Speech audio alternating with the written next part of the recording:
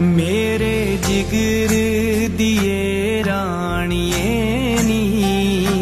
सोना चंदन दा चरखा बनोना लैके परियां दे देसों जामनू मैं तेरा जामनी दुपट्टा रंगवाउणा मेरी पग नू रंगाई सूरजां तो फुल गेंदे दा जिदे ते तू लाउणा लैके रातां तो शाह काले रंग में तेरे नैना च कजला नी पाउणा मेरे जिगर दिए राणिए नी